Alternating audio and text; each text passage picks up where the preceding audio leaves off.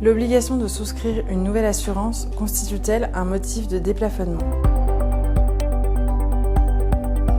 Si le bailleur est tenu de souscrire une assurance responsabilité civile, cette obligation constitue une modification notable et un motif de déplafonnement du loyer. Le fait que le bailleur ait déjà souscrit une telle assurance avant que celle-ci devienne obligatoire ne lui retire pas son caractère notable permettant d'échapper au déplafonnement. Un locataire a pris à bail des locaux commerciaux situés dans un immeuble soumis au statut de la copropriété. Par acte extrajudiciaire des 9 et 10 décembre 2015, il a sollicité le renouvellement du bail. Le bailleur a accepté le principe du renouvellement, mais a sollicité l'application d'un loyer déplafonné que le locataire a refusé.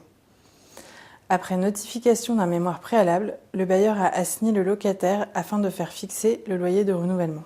La Cour d'appel a accepté le déplafonnement du loyer en retenant, au titre des modifications notables, l'évolution des primes de l'assurance de responsabilité civile propriétaire non occupant, obligatoire depuis 2014. En l'espèce, le bailleur avait volontairement souscrit cette assurance avant qu'elle ne devienne obligatoire, et ses primes étaient passées de 644 € en 2007 à 1 046 € en 2015, soit une augmentation de 62,56%. Le locataire a formé un pourvoi en cassation au motif que la prime d'assurance était déjà payée par son bailleur avant même que la loi 2014-266 du 24 mars 2014, dit loi Allure, ne rende obligatoire la souscription d'une telle assurance pour les propriétaires non occupants d'immeubles soumis au statut de la copropriété. Selon le demandeur au pourvoi, l'augmentation des primes liées à cette assurance ne résultant pas d'une obligation légale, mais des relations entre le bailleur et son assureur, la Cour d'appel n'aurait pas dû en tenir compte pour apprécier les motifs de déplafonnement et fixer le montant du loyer de renouvellement. La Cour de cassation rejette cette argumentation et valide ainsi le déplafonnement opéré par les juges du fond. Elle rappelle, dans un premier temps, que lors du renouvellement, le nouveau loyer ne peut pas, en principe, dépasser le loyer plafond, sauf modification notable des éléments listés à l'article L 145-33 du Code de commerce.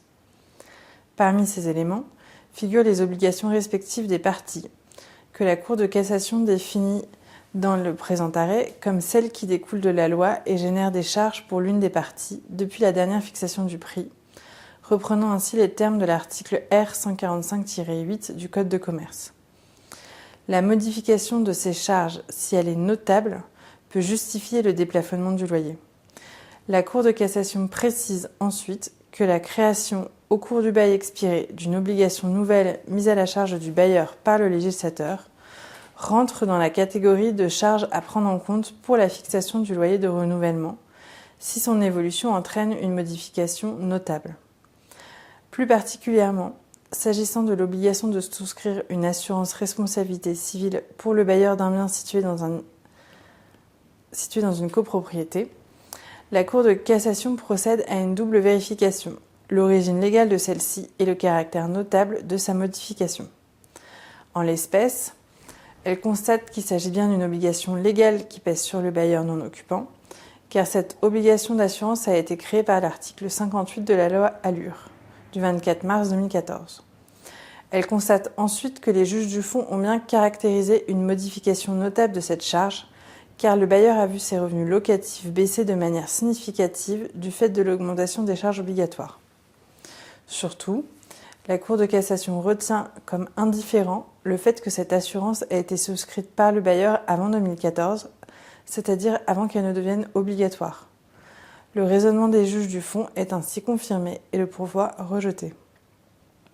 En refusant de tenir compte de la souscription de l'assurance par le bailleur avant que celle-ci ne devienne une obligation imposée par la loi, la Cour de cassation semble vouloir insister sur la nécessité de se placer à la date d'effet de la demande de renouvellement pour apprécier les conditions d'une modification notable au sens de l'article L 145-34 du Code de commerce.